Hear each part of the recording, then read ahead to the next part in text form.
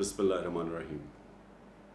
ایاک نعبد و ایاک نستعین. اللہ تیری عبادت کرتے ہیں اور تیرے سے مدد مانگتے ہیں. جہاں تک مجھے پتہ ہے آپ جو دیکھ رہے ہیں یورپ میں لوگ دیکھ رہے ہیں, آج مجھے سن رہے ہیں اور دوسرا انگلینڈ کے اندر.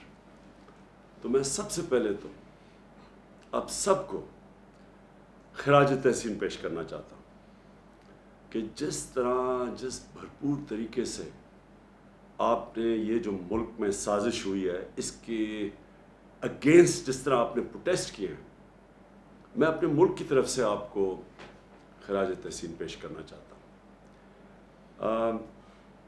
بریفلی آپ کو سب کو پتہ ہوا کہ آپ تک تو پتہ چل ہی گیا ہوگا کہ ایک فیصلہ ہوا باہر کے ملک نے, امریکہ نے, وہاں فیصلہ ہوا کہ جی ان کو ایک عادت نہیں ہے پاکستان میں ایک حکومت جو کہ انڈیپینڈنٹ فیصلے کرے, جو اینٹی امریکن نہیں. میں کبھی بھی اینٹی امریکن نہیں رہا, میں کبھی اینٹی یورپ انگلینڈ کبھی بھی کسی ملک کے خلاف تو صرف ایک بڑا کمزور اور تنگ نظر ذہنی ایک قوم کے خلاف ہو سکتا ہے. قوم میں اچھے برے ہوتے ہیں, قوم کی اچھی پالیسیز ہوتی ہیں, بری پالیسیز ہوتی ہیں. میری ڈونلڈ ٹرمپ سے اور اس کی ایڈمنسٹریشن سے بڑے اچھے تعلقات تھے, لیکن یہ ہوا کہ بدقسمتی سے ان کو عادت پڑی ہوئی ہے پاکستان کی, امریکنز کی میں بات کر رہا ہوں, کہ وہاں وہ جو بھی پاکستان سے بات منوانی ہو حکم ہوتا تھا اور یہاں سلوٹ مارا جاتا تھا اور ان کی ہر ان کی خواہش پوری کی جاتی تھی. اتنی بری چیز نہ ہو, لیکن اگر ان کے حکم ماننے میں ہمارے پاکستانی قربان ہوتے ہیں, میرا ادھر ان کے ساتھ پرابلم ہے. میں وار آن ٹیرر کے اگینسٹ کیوں میں اس کے ایک آواز بولتا رہا, آپ کو پتہ ہے 15 سال میں اس کی مخالفت کرتا رہا, اور افغانستان میں بھی یہ کہتا گیا کہ کبھی بھی یہاں ملٹری سلوشن نہیں ہے. تو میں اس لیے کہہ رہا تھا کہ ہمارے ایک سربراہ نے ایک دھمکی کے اوپر پاکستان کو ان کی جنگ کے اندر شامل کر دیا, اور اس سے ہمارے لوگوں کو جو نقصان ہوا. اور آپ یورپ میں اور انگلینڈ میں, مجھے پورا پتہ ہے کہ کیونکہ میرا آنا جانا اوورسیز پاکستانیز کے ساتھ اور انٹریکشن بہت زیادہ رہا ہے. پہلے کرکٹ کی وجہ سے اوورسیز پاکستانیز کو میں بہتر جانتا تھا, کیونکہ جدھر میں میچ کھیلتا تھا ہمارے پاکستانی آتے تھے, ضرور اپنی ٹیم کو بیک کرتے تھے. اور اس کے بعد شوکت خانم کینسر ہاسپٹل بننا ہی نہیں تھا اگر آپ اوورسیز پاکستانیز میری مدد نہ کرتے. اور اس کے لیے مجھے پھر جدھر بھی پاکستانی کمیونٹیز تھی ان سے میرا انٹریکشن ہوا. تو جب یہ وار آن ٹیرر ہوئی, پہلے تو پاکستان کا نہ لینا نہ دینا 9/11 سے, ہمیں اس کے اندر دھمکی کے اوپر وہ ورڈ جنرل مشرف نے اپنی کتاب میں لکھا ہے کہ اس نے ان کا آرمیٹریج ان کا کوئی جو بھی تھا, اس نے دھمکی دی کہ we will bomb you into stone age. Pressure نہیں لے سکا, ایک دھمکی میں ملک کو شامل کروا دیا اس جنگ میں, اور پھر ہم گرتے ہی گئے, ڈیمانڈز ان کی بڑھتی گئی. پہلے تو کہا تھا لوجسٹکل سپورٹ دینی ہے, پھر ہم نے پوری اپنی ان کے کہنے پہ فوج بھجوا دی قبائلی علاقے میں, اور اس کے بعد جو پھر پاکستان میں ہوا. آپ یاد رکھیں قبائلی علاقے سے ساری افغان جہاد لڑی گئی تھی. جب ہم نے ان کی پہلے مدد کی تھی سوویٹ یونین اگینسٹ, تو ساری جہاد قبائلی علاقے سے لڑی گئی تھی. تو قبائلی علاقے کے لوگوں کو ہم نے کہا تھا کہ جہاد بہت اچھی چیز ہے. جب ایک ہمارے ہمسائے ملک میں فورن آکوپیشن ہوئی تو اس کے خلاف لڑنا جہاد ہے.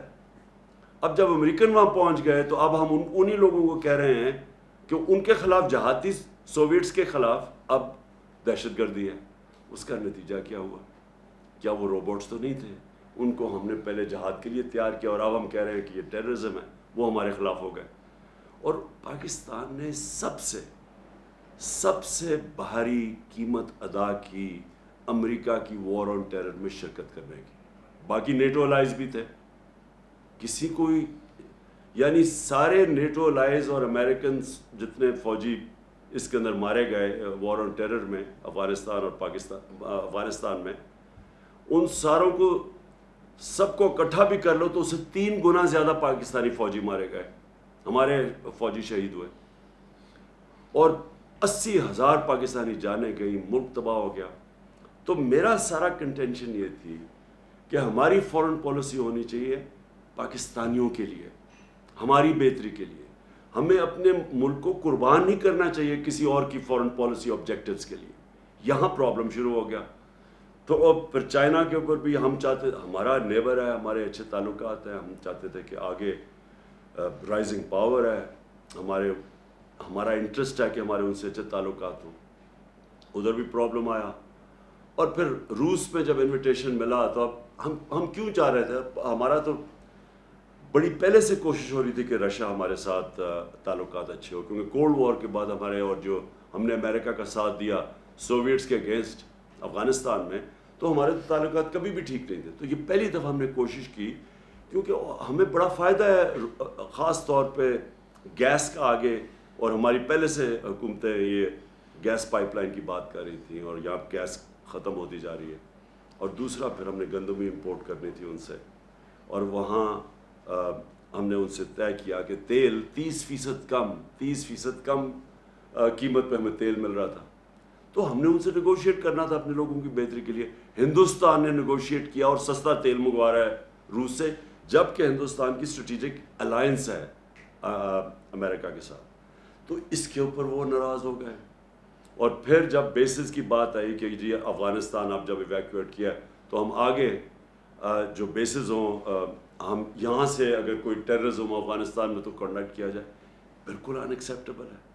ہم پہلے 80,000 لوگ مروا بیٹھے، کسی نے اپریشیٹ نہیں کیا، بلکہ افغانستان کو کئی ان کے پولیٹیشین نے بلیم کیا کہ پاکستان کی وجہ سے ہم افغانستان میں کامیاب نہیں ہوئے.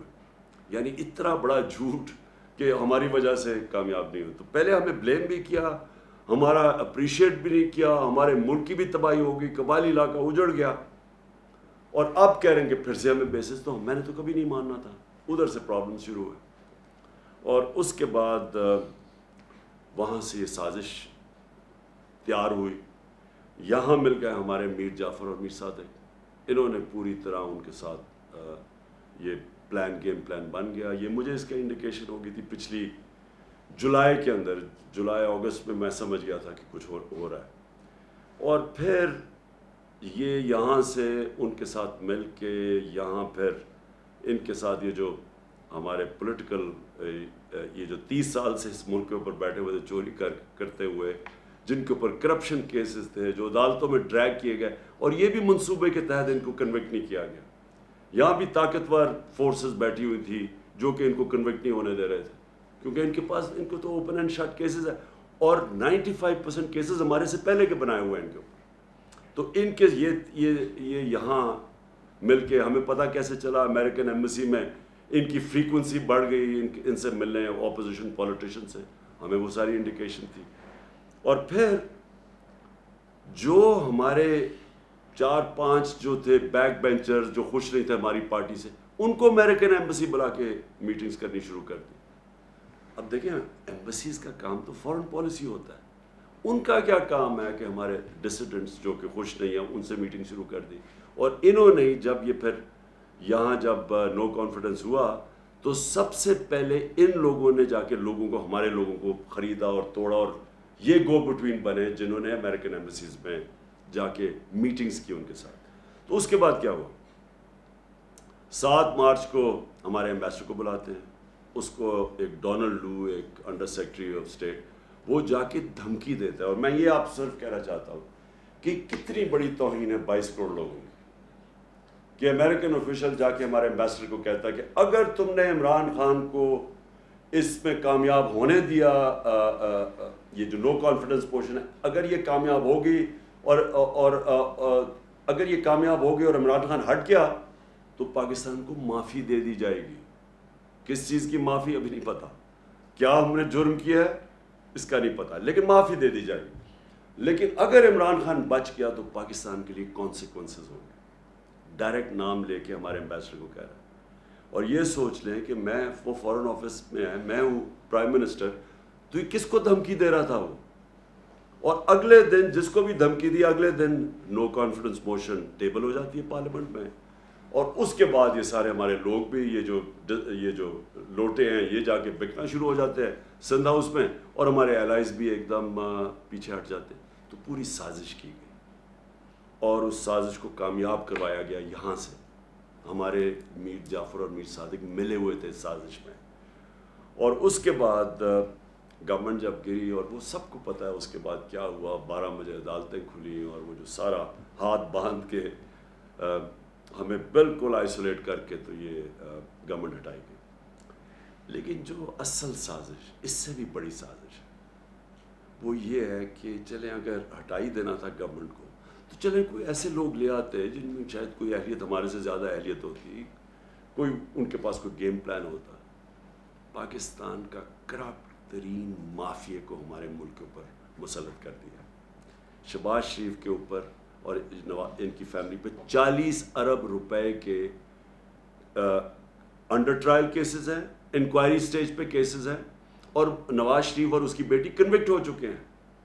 اس خاندان کو اوپر لا کے ملک پہ بٹھانا. باپ جو ہے شہباز شریف وہ بھی ضمانت پہ, بیٹا جو اس کا ہے حمزہ شریف جو ہر چھوٹے چھوٹے پیسے پکڑتا تھا, جو ان کے اوپر اوپن اینڈ شٹ کیس ہے.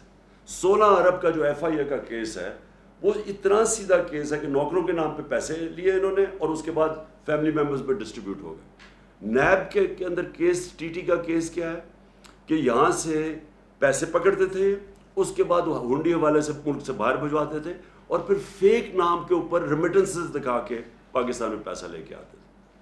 تو یہ کیسز جن کے پڑے ہوں اور آپ یورپ میں اور انگلینڈ میں جو دیکھ رہے ہیں, مجھے آپ بتائیں کہ کسی بھی الیکشن میں اجازت دی جائے گی اس طرح کے لوگوں کو الیکشن لڑنے کی؟ تو ہمارے ملک میں, اپنے ملک میں ان کے کیا مورالٹی ہے اور ایکسپیکٹیشنز ہیں پبلک ریپرزینٹیٹیو سے. ہمارے ملک میں پرائم منسٹر مسلط کر دیا ایک کرپٹ ترین آدمی, اور اس کے ساتھ سارا ایک کرپٹ ترین ٹولہ جو انٹیریئر منسٹر ہے. امیجن کرو جس کے نیچے انٹیریئر منسٹری ہے, ان کا اپنا وزیر نون لیگ کا کہتا ہے اس نے 18 قتل کیے ہوئے. ان لوگوں کو ہمارے اوپر بٹھایا. میں سمجھتا ہوں کہ یہ اس سے بھی بڑی سازش ہے. آپ نے اگر ملک کو تباہ کرنا ہے تو چوروں کو ملک کے اوپر بٹھا دیں. آپ نے ایک فیکٹری کو تباہ کرنا ہے تو ایک کرپٹ آدمی کو فیکٹری کا مینیجر بنا دیں, فیکٹری بند ہو جائے گی آپ کی.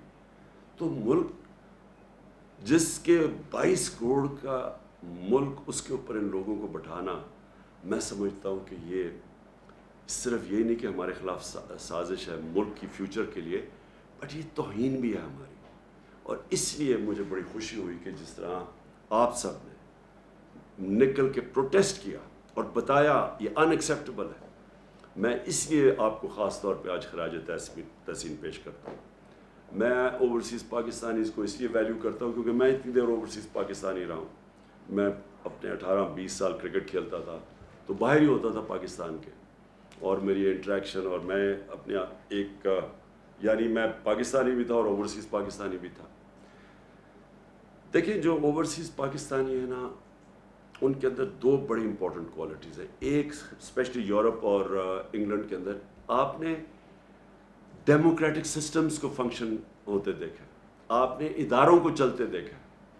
آپ سب سے زیادہ سمجھتے ہیں کہ جو پاکستان میں ہوا ہے اس سے زیادہ ظلم کسی قوم سے نہیں ہو سکتا کہ پہلے سازش کر کے ایک الیکٹڈ گورنمنٹ گراؤ, اور اچھا وہ گورنمنٹ گراؤ جس نے پاکستان جب سنبھالا تھا تو بینکرپٹ تھا. سب سے بڑا بیرونی خسارہ تھا پاکستان کا, جس کو کرنٹ اکاؤنٹ ڈیفیسٹ کہتے ہیں. کبھی پاکستان کی تاریخ میں اتنا بڑا بیرونی خسارہ نہیں ملا تھا. اور اس ملک کو جو بینکرپٹ ملک تھا, جدھر ہمارے پاس ڈالرز ہی نہیں تھے, اور یعنی میرے لیے اتنا وہ شرمندگی کا وقت تھا کہ مجھے جا کے باہر کے ملکوں سے پیسے مانگنے پڑے کیونکہ ہم بالکل بینکرپٹ تھے. ہاتھ پھیلانے پڑے اور شرم آتی تھی کہ لوگوں سے ہم پیسے مانگ رہے ہیں کیونکہ ہمارے پاس تو ریزروز ہی ختم ہو گئے تھے. ہمارے پاس تو 2 ہفتے کی امپورٹس کے لیے پیسہ ہی نہیں تھا, ہم ڈیفالٹ کرتے جا رہے تھے. تو وہ ملک ہمیں جب ملا, اور مجھے بڑا فخر ہے کہ اس کے باوجود کہ ہمارے دوسرے سال پہ کرونا نے ہٹ کیا پاکستان کو, کرونا وائرس نے, اور آپ کو سب کو پتہ ہے انگلینڈ میں یورپ میں کیا اس کا امپیکٹ پڑا. آپ یہ سمجھیں کہ یہ ہمیں باتیں کرتے ہیں اہلیت کی, کہ پاکستان وہ ملک تھا جس دنیا میں ریکگنائز ہوتا ہے کہ سب سے بہترین طریقے سے ہم نے کرونا کو مینیج کیا. ہم نے اپنی اکانومی بچائی, اپنے غریب لوگ بچائے, اور پھر لوگوں کو کرونا سے بچایا. آپ یہ سوچیں کہ ہمارے ٹوٹل 31,000 لوگ بدقسمتی سے جو کرونا کے اندر گئے. ہندوستان میں جو لیٹسٹ ان کی اب جو فگرز ریوائز فگرز آ رہی ہیں, 50 لاکھ سے اوپر لوگ ان کے مرے.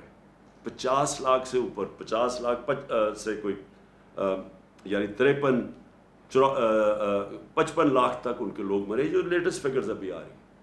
اسی دور, اور ان کی اکانومی 7% گرو کر رہی تھی, -7 پہ چلی گئی. ہماری اکانومی تھی 0.2% پہ, اور ہم نے جس طرح کرونا ہینڈل کیا, ہماری تیسرے سال میں 5.6% گروتھ ریٹ تھی جو IMF نے لے کے آئے. تو 0.2 سے اوپر اکانومی بھی بچی, ہم نے اپنی انڈسٹری کو بوسٹ دیا, ہماری ریکارڈ ایکسپورٹس تھی, ہماری ریکارڈ ریمیٹنسز آپ کی وجہ سے, کیونکہ ہم نے کوشش پوری کی کہ اوورسیز پاکستانی کو انکریج کرے کہ بینکنگ چینل سے 31 ارب ڈالر کی پاکستان میں ریمیٹنسز آئیں, جو ریکارڈ ہے. ہمارا جو ڈیجیٹل روشن ڈیجیٹل پاکستان تھا, اس سے آپ نے اس کے ذریعے اٹریکٹ کیا ہم نے پیسے. ہماری ٹیکس کلیکشن پاکستان کی تاریخ کی ریکارڈ تھی. ہماری جو 5 فصلیں تھیں, اور خاص طور پر جو 4 بڑی فصلیں, اس میں پاکستان کی تاریخ میں ریکارڈ پروڈکشن ہوئی, سب سے زیادہ پیداوار ہوئی, کیونکہ ہم نے کسانوں کی مدد کی, ان کو ٹھیک ٹائم میں پیسے دیے, ان کو صحیح قیمت لگائی اپنی فصلوں کی. کبھی اتنا پیسہ ہمارے کسانوں کے پاس نہیں گیا, جو 60% پاکستان ہے. اور ہماری جو جو کارپوریٹ پروفٹس تھے وہ ریکارڈ ہوئے. یعنی ملک کو تب انہوں نے ہماری گورنمنٹ گرائی جب اصل میں ملک سارا IMF کہہ رہے سسٹینیبل گروتھ کے اوپر چلا گیا تھا. یہ بھی سازش تھی. ان کو خطرہ تھا کہ اگر اور جس طرح ہمارے سارے پلانز آگے جا رہے تھے, فیوچر لانگ ٹرم پلاننگ, ان کو ڈر یہ تھا کہ اب اس کے بعد سارے مشکل وقت سے تو ہم نکل چکے تھے, تب انہوں نے گورنمنٹ گرائی. اب میں آپ کو جو سازش کا بریف طریقہ بتاؤں کہ یہ جب باہر سے سازش کرتے ہیں یہ کرتے کیا. جو پرائم منسٹر مصدق تھے 1950 کی دہائی میں, 54 میں جب تھے وہ ایران میں, تو اب تو CIA کے پیپرز ڈی کلاسیفائی ہو گئے نا, تو آپ وہ پورا پڑھ لیں کہ اس کو کیسے گرایا گیا تھا MI5 نے اور MI6 نے اور CIA نے. طریقہ کیا تھا, اور اس کا کیا مسئلہ تھا کہ وہ چاہتا تھا کہ ایران کے تیل سے ایرانیوں کو فائدہ ہو. وہ ان کی جو برطانیہ کے امریکنوں کی کمپنیاں تھیں, وہ زیادہ پیسے وہ لے کے جا رہی تھی, وہ چاہتا تھا ایران کو فائدہ ہو. اس کی وجہ سے انہوں نے اس کی گورنمنٹ گرائی. اور کیسے گرائی؟ سب سے پہلے میڈیا پہ پیسہ خرچ کیا, اس کو برا بھلا اس کے خلاف کیمپین کی گئی. میں آج پوچھتا ہوں میڈیا سے, اپنے میڈیا سے, ذرا آپ بھی پوچھا کریں کہ کدھر گئی مہنگائی. اب تو مہنگائی ہمارے دور سے اب تو ریکارڈ مہنگائی پہنچ گئی ہے. بجلی کی قیمتیں بڑھا دی ہیں انہوں نے, گھی ریکارڈ قیمت پہ, ہر چیز کی قیمت بڑھ گئی ہے. اب کیوں نہیں مائک پکڑ کے لوگوں کے پاس جا رہے جی کہ بتائیں جی کیا حالات ہیں اپنے؟ اب کیوں نہیں پوچھتے؟ ہمارے تھوڑا سا اتنا سا قیمت بڑھتی تھی, جا کے مائک پکڑ کے لوگوں سے کہتے تھے جی دیکھیں گورنمنٹ نے تباہ کر دیا, کدھر ہے نیا پاکستان. پیسہ چلا تھا اس کے اوپر, یہ پیسہ چلایا تھا ہماری گورنمنٹ کو ڈیگریڈ کرنے کے لیے, اور بالکل یہ مصدق سے انہوں نے کیا. پھر انہوں نے پیسہ چلایا اس کی اپنی پولیٹیکل پارٹی کے پولیٹیشنز پہ, جو ہمارے پہ پیسہ پہ, یہ سندھ ہاؤس میں جو نیلام گھر بنا ہوا تھا, پیسہ چلا تھا ان کے اوپر. پھر انہوں نے ڈیمونسٹریشنز کروائیں جو اپوزیشن پارٹیز تھی. یہ سارا جب مصدق کو گرایا تھا, آخر میں جب مداخلت ہونے سے پہلے یہ سب کچھ کیا تھا. انہوں نے بھی لانگ مارچ, کبھی فضل الرحمان آ رہا ہے لانگ مارچ, کبھی وہ بلاول آ رہا ہے سندھ سے لے کر لوگوں کو, وہ ساری فیل ہو گئی کیونکہ لوگ ان کے ساتھ ہی نہیں تھے. آخر میں انہوں نے ہمارے پاس یہ جو کیا.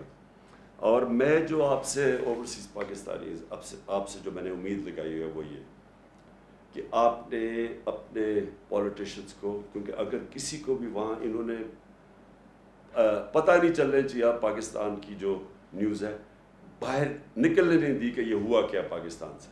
وہاں بار بتایا جی عمران خان بڑا ان پاپولر ہو گیا تھا, دیکھیں جی اس کو گرا دیا. انہوں نے کوئی یہ نہیں بتا رہا کہ ہمارے پاس وہ میں نے اس کو ڈی کلاسیفائی کر کے وہ جو ڈاکیومنٹ ہے جو سائبر ہے, جو مراسلہ ہے, جو ہمارے ایمبیسڈر نے بھیجا, جو 2 دفعہ نیشنل سیکورٹی کونسل کے سامنے پریزنٹ ہوا, جس کے اندر واضح یہ ساری چیزیں ایمبیسڈر نے خود کنفرم کیا کہ کس طرح کی دھمکی دی گئی تھی، اور پتہ تھا ان کو کہ نو کانفیڈنس موشن آ رہی ہے، اور ان کو اور اس کے اوپر دھمکی دے کے اس کو کامیاب کرنا ہے. تو اب تو کلیئر ہو گیا سب کچھ. اب تو ان کو بھی ماننا پڑا کہ جناب وہ سارا کچھ اوتھینٹک ہے، لیکن باہر نہیں پتہ، آپ کے یورپ میں نہیں پتہ، انگلینڈ میں نہیں پتہ، انہوں نے سپریس کیا ہوا ہے. وہ بھی ان کی بھی میڈیا ان کی اسٹیٹ پالیسیز کے ساتھ رہتی ہیں، اور انہوں نے کہا ہوگا کہ یہ بھی ہمارے نیشنل انٹرسٹ میں.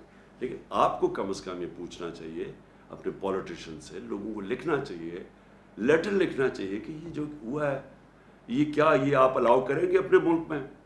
کیا ہندوستان میں آپ کریں گے؟ یہ ایک 22 کروڑ لوگوں کے ملک میں یہ جو انہوں نے کیا ہے، کم از کم آپ کو letter to the editors campaign, اب تو سوشل میڈیا کیمپین آپ کر سکتے ہیں.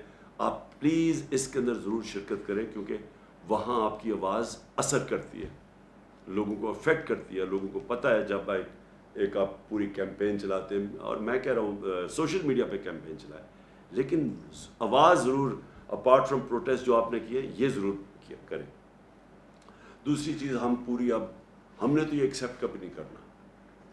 میں نے ابھی جلسے کر رہا ہوں، لیکن میں انشاءاللہ 20 تاریخ کے بعد کال دوں گا اسلام آباد کی، اور میں یہ میری 26 سال کی پبلک ڈیلنگ کے اندر یہ میرا تجربہ ہے کہ کبھی پاکستان کی تاریخ میں اتنی بڑی پبلک نہیں نکلے گی جو انشاءاللہ اسلام آباد پہنچے گی. اور میں نے کبھی پبلک میں اتنا شعور اور بیداری نہیں دیکھی جو آج پاکستانی قوم میں ہے. میں نے کبھی پاکستانی قوم کو اتنا متحد نہیں دیکھا. صرف میں نے ایک دفعہ 1965 وار میں دیکھا تھا، میں 13-14 سال کا تھا، مجھے ابھی بھی یاد ہے کہ کس طرح ساری قوم اکٹھی ہو گئی تھی. اس کے بعد یہ پہلی دفعہ میں نے دیکھا کہ ساری قوم اکٹھی ہو گئی ہے ایک چیز کے اوپر کہ غلامی نامنظور، امپورٹڈ حکومت نامنظور. یہ ساری پاکستانی قوم میں نعرہ چل پڑا. انہوں نے اتنی بے شرمی کی کہ وہاں ان کو آوازیں لگ گئیں جا کے مدینہ کے اندر، اور ہمارے اوپر کیسز کر دیے، بلاسفمی کیسز کر دیے. سوچے کہ کچھ شرم نہیں آتی کہ اس کے اوپر ہمارا یہاں شب دعا ہو رہی تھی، ہمیں پتہ ہی نہیں ہے کہ یہ پہنچے ہوئے مدینہ، اور اس وقت انہوں نے ہمارے اوپر کیسز کیا اور شیخ رشید کے بھتیجے کو انہوں نے پکڑ کے جیل میں ڈال دیے. یہ ہے وہ حکومت جو لے کے آئے ہیں، کرمنلز کی حکومت ہے. انہوں نے ساری زندگی یہ کیے، جھوٹے کیسز، مخالفین کے خلاف ڈرانا دھمکانا، اور جو نہ ڈرے اس کو خرید لا، یا خریدو اور یا پھر. تو انہوں نے وہ جو کیسز کیے، میری ایک کنٹینشن ہے کہ دنیا کے کسی حصے میں جدھر پاکستانی ہے یہ حکومت کے لوگ چلیں، ان کو 2 نعرے لگیں گے ہر جگہ، غدار اور چور. کہیں بھی یہ چلے جائیں، کیونکہ اس وقت قوم میں کنسنسس ہو چکا ہے اس چیز کا. اور اس لیے میں نے صرف میں لوگوں کو ایک پرامن احتجاج ہوگا ہمارا اسلام آباد میں ہم کبھی نہیں چاہتے کہ کسی قسم کا انتشار ہو، بلکہ ہم فیملیز کو بھی بلا رہے ہیں. ہم چاہ رہے ہیں سب اس پہ شرکت کریں اس احتجاج میں، اور صرف لوگوں کے سامنے، قوم کے سامنے، انٹرنیشنل میڈیا کے سامنے، اور یہ جو غدار ہیں ان کے سامنے اور اداروں کے سامنے پبلک کا ان کو پتہ چلے کہ یہ قوم کھڑی کدھر ہے، تاکہ ان کو پبلک کا زور پتہ چلے کہ اس وقت قوم کدھر کھڑی. جو میرا پاکستان کی ساری زندگی کا تجربہ وہ یہ کہ ہماری جو اشرفیہ ہے، ہماری جو رولنگ ایلیٹ ہے، وہ بدقسمتی سے کرپٹ بھی ہے، سافٹ بھی ہے، غلام بھی ہے. وہ سمجھتے ہیں کہ جناب امریکہ کے بغیر ہم گزارا نہیں کر سکتے. ہم نے تو کبھی نہیں کہا کہ امریکہ کے خلاف ہو، ہم نے تو کبھی اینٹی امریکن بات نہیں کی، لیکن ہم نے یہ کہا ہے کہ غلامی نامنظور. ہم دوستی کرنا چاہتے ہیں، غلامی نہیں کرنا چاہتے. اور یہ ساری قوم کی آواز ہے آج، کیونکہ قوم ہماری مضبوط ہے. جب بھی آپ پاکستانی قوم کو ٹیسٹ کریں گے، زلزلہ آیا میں نے خود دیکھا، سارے لوگوں نے شرکت کی. جب سیلاب آیا تھا وہ اتنا بڑا پاکستان میں تباہی مچی تھی اس کی، ہر پاکستانی نے مدد کی تھی، باہر بیٹھے اندر بیٹھے. یعنی ہمیں جب آزمایا جاتا ہے قوم کھڑی ہو جاتی ہے. اوپر ہمارے بدقسمتی سے چیری بلاسم بوٹ پالش بیٹھے ہوئے ہیں جن میں نہ کوئی خودداری ہے، پیسے کی بت کی پوجا کرنے والے ہیں، پیسے ان کے باہر پڑے ہوئے ہیں، چوری کر کے پیسہ باہر. آج ان کے جو بھی لنڈن جانتا ہے سب سے مہنگے علاقے میں شریف خاندان کے گھر ہیں. ایک ایویڈنس نہیں دے سکتے کہ پیسہ کدھر سے آیا. اس لیے بیٹے باہر بھاگ گئے کیونکہ بیٹوں سے جب پوچھنا تھا کہ بتائیں یہ آپ ایک بیٹا 9 ارب کے گھر میں رہتا ہے اور دوسرا اربوں روپے کی جو پراپرٹیز ان کی اور جو بے فیئر کی ہیں، بتا ہی نہیں سکتے کہ کدھر سے پیسہ ہے، کیونکہ چوری کا پیسہ ہے. آج تک پوچھتے رہے ان سے کہ وہ پینما پیپرز کے انکشاف کے بعد کہ بتائیں مریم کے نام پہ 4 بڑے بڑے محلات ہیں آپ کے مے فیئر میں، پیسہ کدھر سے آیا؟ ایک پیپر نہیں یہ بتا سکے پیسہ کدھر سے آیا. نہ یہ بتا سکتے ہیں کیونکہ چوری کا پیسہ ہے.